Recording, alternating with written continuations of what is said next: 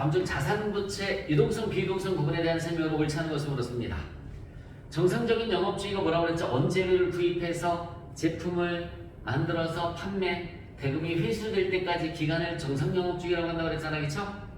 정상영업주의 내에 판매되거나 사용되는 재고자산과 회수되는 매출채권 등은 보고기간 종료로부터 1년 이내에 실현되지 않을 경우에 비유동자산으로 분류한다라고 나와 있는데 정상영업주의 내에 1년이 아니라 그죠? 1년이 아니라 정상적인 영업주기 내에 판매될 재고자산 이런 것들을 유동자산으로 분류한다고 그랬습니다. 1번이 틀렸어요.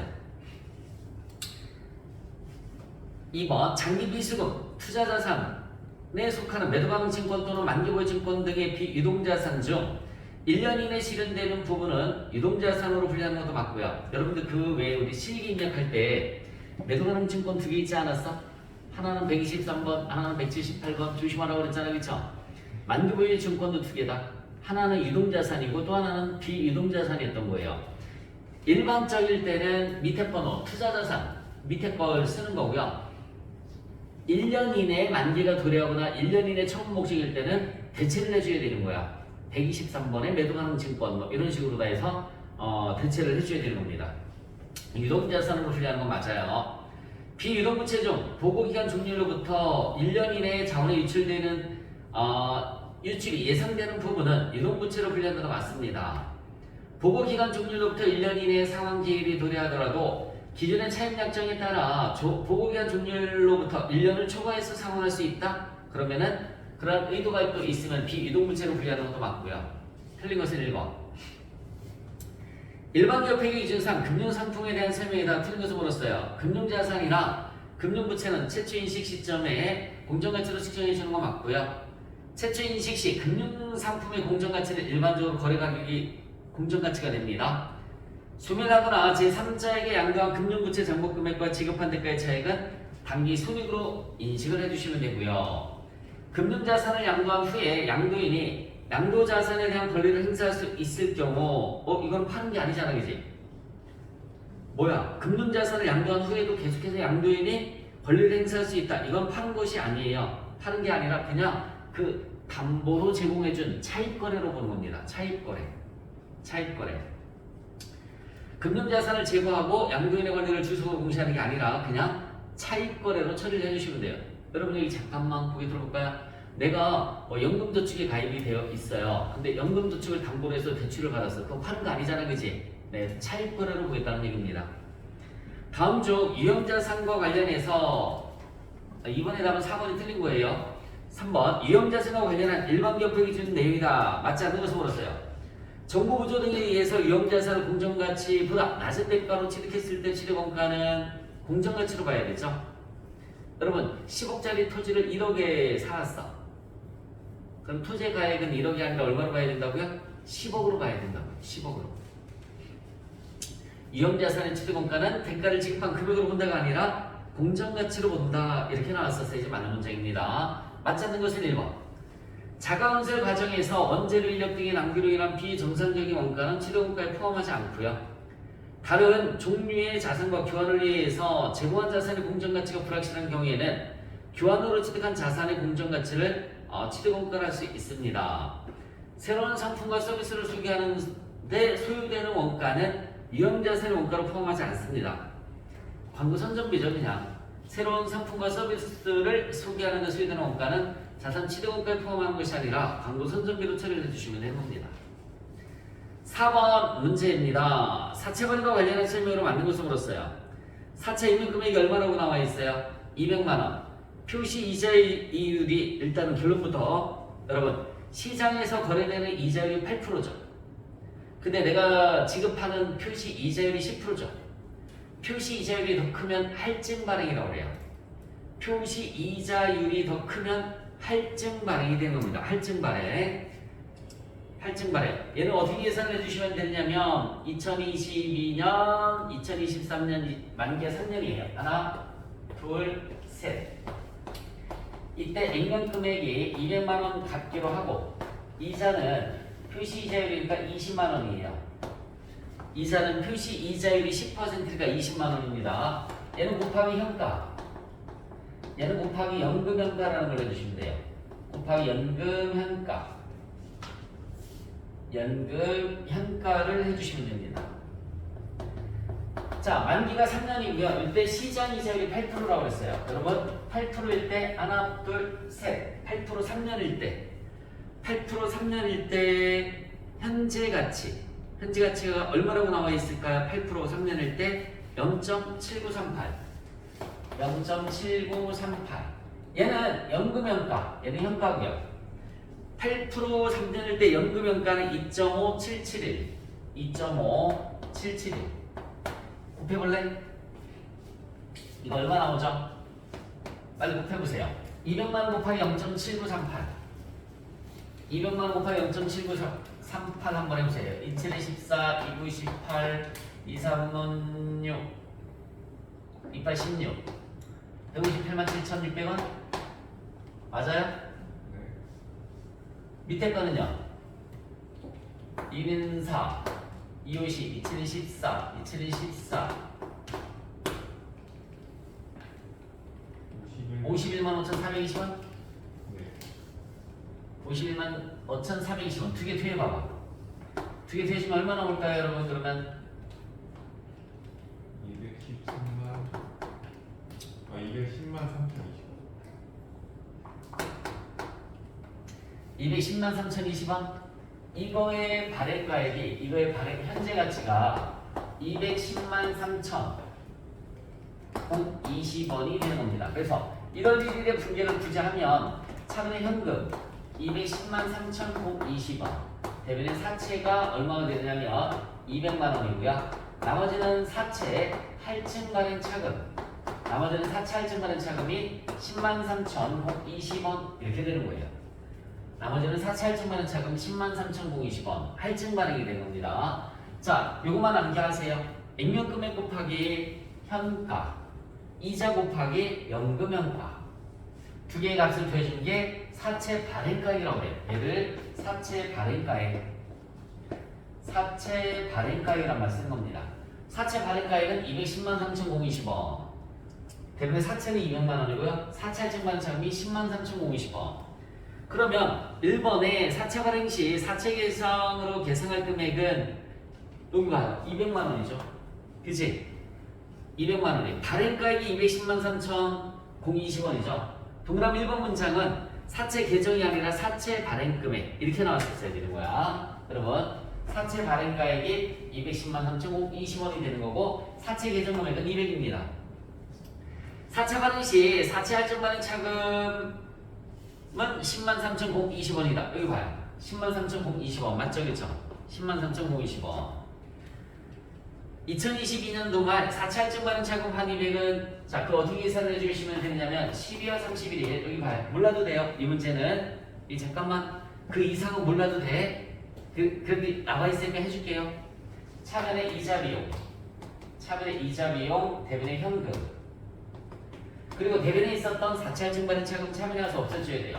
차변의 사채 할증 발행 차금 어떻게 계산해 주시면 되느냐면 얘 곱하기 8% 한번 해볼래?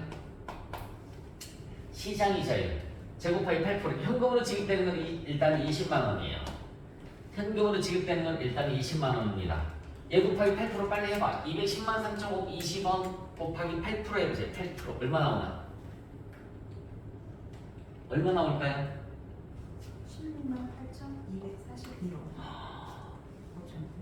8,241원. 아니 16만 8,200.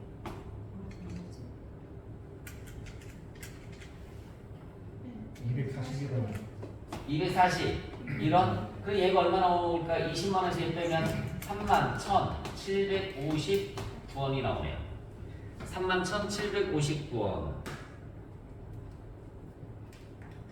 얘가 뭐야? 그죠? 그래서 3번도 틀렸죠? 2022년 말 사채 할증 발행 차금 환입액은 39,000원이 아니라 얼마라고요? 31,759원이 된다. 31,759원.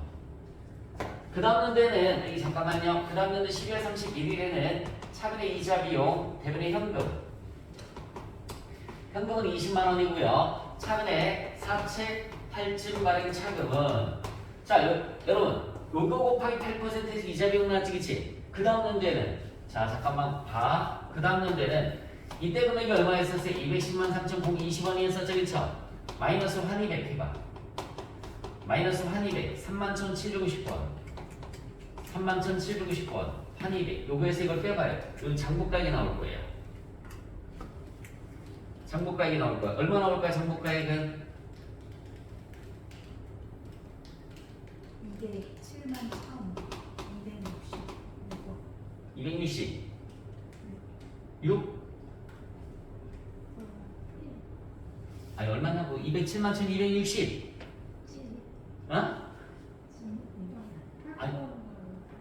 아니, 이거 여기서 이거 빼면 1을 나오잖아, 1. 아니, 진짜, 그치? 그거 곱하기 8%라는 것도. 8%라는 게 이자 비용이에요. 이자 비용 빨리 계산해봐요. 16만 5천. 700원? 그럼 얼마 나오겠어요? 34,300원 나오죠. 34,300원 나오잖아. 20에서 1 빼면 34,300원. 그래서 동그라미 4번에 2023년도 말 4차 1,000번의 채용 환입액은 이거예요. 34,300원이 답이 되는 겁니다. 34,300원. 여기 잠깐만 고개 들어봐요. 내가 정리해줬는데 이자 비용이 감소했죠? 봐봐. 할증 발행 시 이자 비용은 감소한다. 외우라고 그랬었는데, 그치? 다시 한번. 얘는 증가하죠? 상가액 또는 환입액은 증가하죠? 내가 이거 정리해줬었잖아. 아니야. 자꾸 쓰면, 그치? 이자 비용 감소합니다. 옳은 것은 2번이었어요. 5번. 자본에 대한 설명이다. 틀린 것을 물었습니다. 주주로부터 현금을 수령하고 주식을 발행하는 경우에 주식의 발행 금액이 액면 금액보다 크면 그 차액은 주식 발행 초과금이 되는 거죠. 자본이익으로 회계 처리하는 거 맞습니다. 이거 봐봐. 현금을 수령하고 주식을 발행하는 경우에 발행 금액이 여기 봐요. 차분의 현금 120원, 대분의 자본금 100원. 발행 금액이 액면 금액보다 크죠, 그쵸? 그럼 나머지 20원은 뭐예요? 주식 발행 초과금 뜻하는 거라고요. 자본잉여금. 동그라미 1번은 개정 과목이 주식 발행 초과금을 뜻하는 거야. 자본잉여금. 동그라미 2번은 기업이 주주에게 순자산을 반환하지 않고 주식의 액면 금액을 감소시키거나 주식수를 감소시킨대요. 여러분, 이건 감자 얘기하는 거예요. 감자. 차분의 자본금 100원. 차분의 자본금 100원. 주식수를 감소시키는 경우 감소되는 액면 금액을 이익금으로 회계 처리한다. 여러분, 감자하고 일단은 결론부터 얘기하면 자본금을 줄이는 걸 감자라고 한다 그랬지, 그치? 감자하고 이익금하고 전혀 관련이 없잖아요. 그치? 여기 봐봐. 자본금 100원, 자본금이 100원이지. 근데 순자산을 반환하지 않는다라고 그랬지, 그치? 그럼 여기 잠깐만 고개 들어보세요. 현금으로 얼마 줘야 되는데? 현금으로 100원을 줘야 되는 거지, 그치? 자본금 100원을 감자하려면 현금으로 100원을 줘야 되잖아. 근데 만약에 70원밖에 안 줬어. 그럼 30원 안 준 거지. 반환하지 않은 거지, 그치? 이거 뭐라고 하니? 감자 차익이라고 하잖아. 반환하지 않은 거란 말이야. 이만큼은 반환을 하지 않은 거. 얘는 반환을 해준 거고요. 얘는 반환을 해준 거고요. 감자 차익은 자본잉여금에 속하는 거죠. 자, 주식수를 감소시키는 건 자본금이에요. 자본금을 100원 감소시켰으면 100원을 줘야 돼. 근데 만약에 70원만 줬어. 그럼 30원 안 준 거지, 그치? 반환하지 않은 거잖아요. 반환하지 않은 만큼은 감자 차익, 자본잉여금이고요. 자본금 관련돼서는 어쨌든 감자 관련된 거니까 이익여금하고 관련이 없어요. 이번엔 틀렸습니다. 기업이 매입 등을 통해서 취득하는 자기 주식은 취득원가를 자본조정으로 회계 처리한다. 맞죠? 취득원가를 자본조정으로 처리하는 거 맞습니다. 주식으로 배당하는 경우에는 발행 주식의 액면 금액을 배당금으로 봅니다. 그래서 자본금의 증가와 이익여금의 감소로 회계 처리한다. 차변에 어제 우리 차변에 뭐라고 그랬어요? 이거 주식 배당금 분계 차변에 미처분 이익여금 대변에 미교부 주식 배당금 했다가 차변에 미교부 주식 배당금 없어지고 대변에 자본금 이렇게 가는 겁니다. 차변에 미교부 주식 배당금 없어지고 대변에 자본금. 그러니까 결론이 잉여금 없어지고 자본금 증가하는 거 맞아요. 자, 그 다음에 6번 문제 보겠습니다. 주식회사 부강은 제조부문 1과 2를 가지고 A와 B를 생산하고 있다. 제조부문별 예정 제조원료비는 제조부문이 1이 얼마라고 나와 있습니까? 99만 2천원. 부문 1이 99만 2천원. 부문 1이 99만 2천원. 부문 2는 300만원이며 부문 2는 300만원이에요. 제조간접비 얘기하는 겁니다. 지금 예정 제조 간접비가 부문 1은 99만 2천원, 부문 2는 300만원. A의 실제 생산량은 몇 개라고 나와 있습니까? 300개, B는 400개다라고 나와 있고요. 생산량은 300개. B는 제품 B는 400개라고 나와 있어요. 제품 B는 A가 300개고 B가 400개라고 나와 있어요. B가 400개이며 자, 제조 부문의 1의 제품 A와 B를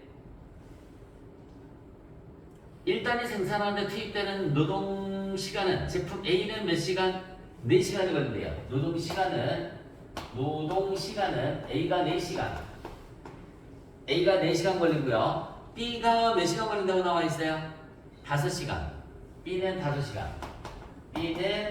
나와 있어요. 5시간. 노동시간을 기준으로 제조간접비를 배분한다. 제조부문 1의 노동시간당 예정 배분율은 얼마인가? 라고 물었어요. 자, 지금 문장을 계속 읽어봤더니 제품 A와 B는 어디에서 생산하는 거예요? 제품 A와 B는 다 부문 1에서 생산하는 거지 부문 2는 아니죠, 그쵸? 맞지, 그치? 문장을 읽어봐. 제조부문 1의 제품 A와 B를 1단위 생산하는데 다 제조부문 1A라고 나와 있지 2는 아니잖아, 그치? 노동시간을 기준으로 해서 배분한다고 나와 있고요. 그래서 제조부문 1의 노동시간당 예정 배분율은 얼마인가? 이렇게 물었습니다. 자, 여기 봐요. 제품 A를 생산하는데 300개. 시간당 제품 A의 생산량은 300개고요. 제품 A는 제품 1단위를 생산하는데 투입된 시간이 4시간이라고 나와 있어요. 그럼 300개 생산했으니까 토탈 몇 시간이 걸렸을까요? 4, 3, 12, 1200시간. B는 2000시간이 걸렸겠네요. 토탈 몇 시간이 걸렸을까요? 3200시간이 걸렸어요. 토탈 3200시간이 걸렸습니다. 그래서 발생한 게 99만 2천원이 예정 제조간접비가 99만 2천원 나누기 3200시간. 99만 2천원 나누기 3200시간. 한번 해볼까요? 얼마 나오는지?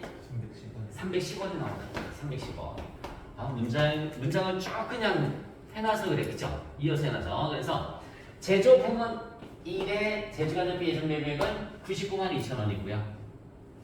이거 우리 제조간접비 이 공식 있었죠? 연간 예상액 나누기 예상시간은 예정 배분율. 여기 봐요. 제조간접비 연간 예상액 나누기 예상시간 예정 배분율 이거 했었잖아, 그치? 지금 부문 2는 찾아볼 필요 없고요. 부문 1만 99만 2천원 나누기 예상시간이 A를 생산하는 데는 300개 생산하는데 시간당 하나 생산하는데 4시간씩이니까 1200시간이었던 거고요. B는 2000시간, 합이 3200시간이란 말이에요. 3200시간. 그래서 예정 배분율이 310원. 이걸 복잡하게 그냥 꽈서놓은 것 뿐입니다. 자, 7번 문제 보겠습니다. 부문별 원가 계산에 대한 설명지 가지고 옳지 않은 것을 물었어요. 제조간접비를 정확하게 배분하기 위해서 부문별로 분류짓기 하는 절차이며 배분 방법에 따라서 총이익은 달라지지 않는다라고 나와 있는데, 여러분 총이익이란 말이 나오면 단서 조건이 있어야 돼요. 총이익은 단서 조건이 있어야 됩니다. 재고가 없으면 총이익은 달라지지 않는다. 이렇게 나와야 돼요. 재고가 없으면. 다시 한번 말씀드릴게요. 재고가 없으면 이라는 단서 조건이 있어야 돼요. 만약에 재고가 있으면 총이익은 달라져요. 제조간접비 배분랑 관련돼서 제조간접비 배분랑 관련돼서 회사의 이익은 달라지지 않는다 라는 문장이 맞게 나오려면 앞에 단서 조건이 재고가 없으면 이렇게 나와야 되는 겁니다.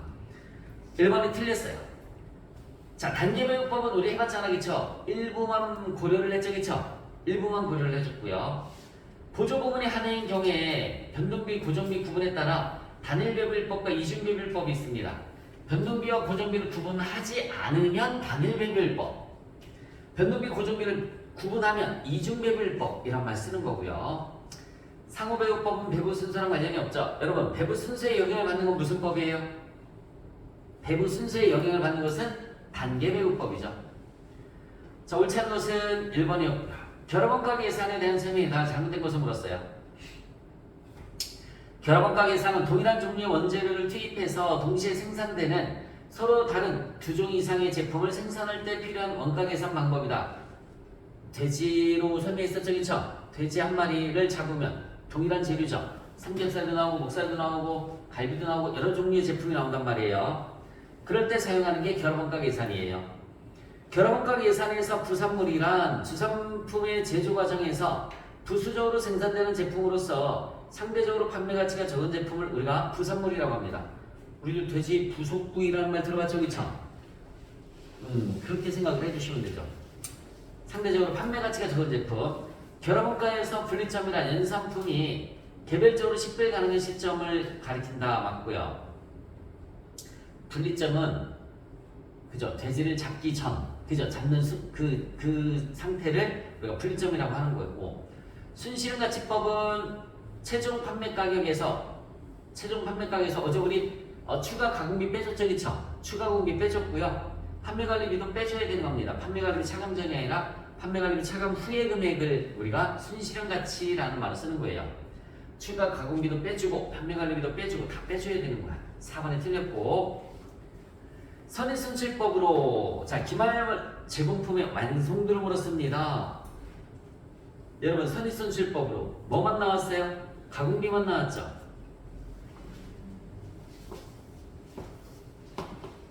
가공비가 나왔어요. 선입선출법이래. 선입선출법은 여기 봐봐. 수량 금액. 여기 뭐죠? 수량이죠. 기초 찾아봐. 기초가 500개 완성도 가공비니까 여러분 무조건 환산형으로 들어가야 되는 거죠, 그치? 550개 40%니까 220개 220개고요. 그 다음에 완성품은 1300개 완성품은 1300개. 지금 기말을 구하는 거예요. 기말을 구하는 겁니다. 단기 발생 가공비는 1200만 원이다. 여러분 여기 볼까? 얘가 1200만 원이고요. 얘가 1200만 원. 그러면 다 같이 여기 봐요. 1200만 원만 내려오지. 선입선출법이니까. 수량이랑 더해줄 수 없는 거지, 그쵸? 나누기 가로는 완성품 단위당 원가는 얼마라고 나와 있어요? 만 원이다. 만 원. 여러분 얘가 만 원이 나오려면 가로는 얼마가 나와야 되는 거야? 만 원이 나오려면 1200개가 나와야 되겠죠? 1200개. 봐봐. 1200만 원 나누기 만 원. 그럼 1200개 나오잖아. 얘가 1200개가 나오려면은 얘가 몇 개가 돼야 되는 거예요? 여러분 1300개에서 220개 빼면 1080개지. 얘는 120개가 나와야 되는 거지, 그치? 그래 안 그래요? 120개가 나와야 되잖아. 120개. 아 그래야 두 개 뒤에서 얘 빼주면은 1200개가 나오잖아, 그치? 120개가 나오려면 완성도는 몇 프로가 돼야 될까요? 20%죠, 20%. 기말제공품이 600개 나와 있잖아, 그치? 600개 중에 120개가 들어가려면 20%잖아. 완성도는 20%입니다. 재료비의 가격 차이와 수량 차이는 얼마인가? 공식을 써볼까요? 실제 가격 마이너스 표준 가격이에요. 곱하기 실제 수량. 그러면 가격에서 가격을 뺐으니까 얘는 가격 차이라는 말을 쓰는 겁니다.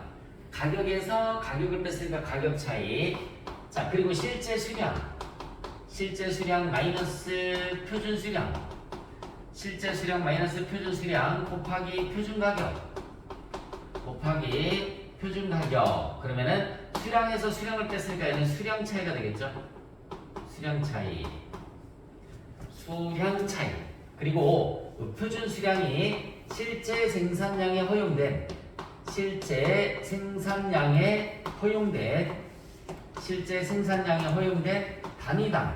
단위당 표준 수량이에요. 실제 생산량에 허용된 단위당 표준 수량. 데이터 한번 해볼까요? 실제 예산 생산량은 필요가 없다. 실제 생산량이 9,000단위, 여기 9,000단위가 들어가요. 9,000개. 9,000개. 실제 수량이 10만 킬로그램. 실제 수량이 10만 킬로그램. 마이너스. 위에도 10만 킬로그램. 네. 이렇게 들어가면 되겠죠. 실제 생산량은 이 자리야. 실제 수량은 이 자리고요. 그 다음에 또 뭐 나와 있어요? 실제 단가 300원, 표준 단가 320원. 얘가 300원. 얘는 320원. 그 밑에도 320원. 단위당 표준 수량만 그죠? 12kg. 단위당 표준 수량 12kg. 좀 다 나왔죠? 그럼 이거 곱해볼까? 1080. 아니 10만 8천 kg. 이렇게 들어가죠. 계산하면 얼마 나올까요? 200만원 분리. 200만원 분리. 얘는 256만원? 마이너스가 나왔을까? 유리. 200만원 분리 256만원 유리 마이너스가 나왔을까? 그래서 답은 1번이죠. 그냥 가장 기본형 문제예요. 공식 써서 대입하시면 되는데 필요 없는 자료는 이 문제에서 필요 없는 자료는 예산 생산량만 필요가 없습니다. 집어넣으시면 돼요. 자, 실제 생산량 9,000개 집어넣고요. 그 다음에 실제 가격, 표준 가격. 밑에 표준 가격 내려오죠? 실제 수량 집어넣고 위에도 실제 수량 집어넣고요. 단위당 표준 수량 집어넣은 다음에 계산 들어가시면은 끝납니다. 11번 문제를 한번 보겠습니다. 11번. 법인세법상 접대비와 관련된 내용이다. 맞는 것을 물었어요. 임원이 부담해야 될 성질의 접대비를 법인이 지출한 경우 접대비로 본다. 말이야? 안 되죠, 그쵸? 임원이 부담해야 될 걸 왜 회사가 지출합니까? 사적 경비죠, 그러면. 법적 증명 서류를 수취하지 않더라도 송금불산이 되지 않는 기준금액은 경주사비는 20만원, 그 외에는 3만원 이하이다. 맞죠? 이번이 맞네요. 약정에 따라 채권의 전부 또는 일부를 포기하는 경우 해당 금액은 접대비로 봅니다. 여러분 약속에 따라서 외상대금을 포기하는 것은 대손금이 아니라 접대비예요. 접대비. 거래처랑 약정에 따라서 여기서 약정이니까 뭐 계약서 같은 게 있어야 되겠죠, 그렇죠? 따라서 채권의 전부 또는 일부를 포기하는 경우에는 대손금이 아니라 접대비로 보는 거예요. 중소기업의 접대비 한도는 2,400이 아니죠. 얼마죠? 3,600이죠. 중소기업의 접대비 한도는 3,600입니다. 자, 12번 소득처분에 대한 설명이다. 틀린 것을 물었습니다. 추계 결정 시에 소득처분에서 천재지변이나 그 밖의 불가항력으로 정부나 그 밖의 징빙서류가 멸실되어 추계 결정된 과세 표준은 기타 사회 예출로 소득처분된다. 맞고요. 여러분 추계 결정이 장부에 근거하지 않고 이것저것 그죠? 뭐 수도요금 나온 거, 전기요금 나온 거 뭐 이런 거 기타 장부, 거래처, 역조사하고 해석 예산하는 걸 얘기를 하는 겁니다. 사회에 유출된 것은 분명하나 소득처분에 따른 기속자가 불분명하면 상해로 처분하는 거 맞고요. 추계로 과세 표준을 경정할 때 대표자 상여 처분에 따라 발생한 소득세를 법인이 대납했어요. 대표자가 내야 되는 소득세를 누가? 법인이 대납했어요. 그러면은 이거는 송금불산이 그죠? 송금불산이 근데 대표자 상여가 아니라 기타 사회유출로 처리를 해줍니다. 기타 사회유출. 소득처분에 따른 소득의 귀속자가 법인으로서 그 분여된 이익이 내국법인의 각 3년도 소득을 구성하는 경우에는 기타 사회유출로 소득처분한다. 주주면 배당. 잘 들어봐. 사회유출된 게 주주면 배당, 대표이사면 상여. 우리 회사랑 관련이 없는 개인이면 기타 소득, 그쵸? 회사면 기타 사회유출인 거예요. 회사면. 그래서 분여된 이 내국법인의 각 3년도 소득을 구성한다. 그리고 회사면 기타 사회유출이라는 얘기죠. 틀린 것은 3번이었었고요. 상여가 아니라 기타 사회유출입니다. 소득세 대납한 거는 다음 중 부가세법상 재원의 공급에 대한 설명이다. 틀린 것을 물었습니다.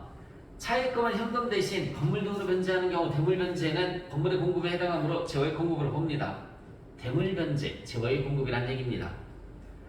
사업자 간에 재원을 차용해서 사용 소비하고 동종 또는 서로 다른 종류의 재화를 반환하는 소비대차의 경우에도 재화의 공급으로 봅니다. 소비대차도 역시 마찬가지 재화의 공급이고요. 저당권 목적, 저당권 목적이 뭐죠? 담보 제공하는 거죠, 그렇죠? 담보 제공하는 것은 재화의 공급이 아니에요. 3번 틀렸습니다. 수용, 법률에 따른 수용은 제외하고요. 재화를 인도, 양도하는 것도 역시 마찬가지 재화의 공급으로 봅니다. 14번. 간이과세자에 대한 설명이 올바른 것을 물었습니다. 간이과세 적용 범위 중 금액 기준은 8천만 원 미만인 개인 사업자가 맞죠? 법인은 안 돼요. 개인만 되는 겁니다. 8천만 원 미만. 자, 간이과세자에 대한 납부 의무 면제 기준 금액은 공급대가액의 4,800만 원 미만인 개인 사업자에다 맞고요. 세금 계산서를 발급한 간이과세자, 여러분 간이과세자도 세금 계산서를 발급할 수 있죠. 4,800만 원 이상인 간이과세자는 세금 계산서를 발급할 수 있어요. 예정 부과기간의 신고를 7월 25일까지 해야 되고요. 간이과세자는 농산물에 대한 의제 매입세 공제를 적용받을 수 없습니다. 여러분 간이과세자는 의제 매입세 공제가 안 돼요. 그래서 올바른 것은 가나다 3번입니다. 여러분 기타 소득 중에서 필요비 60%를 공제하는 것이 아닌 것은 원고료, 강연료, 산업재산권 대여 이런 것들은 60%인데 종교인 소득은 필요비 없습니다. 2번이에요. 바로 2번.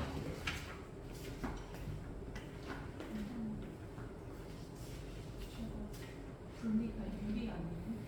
마이너스 나오는 그러니까 유리.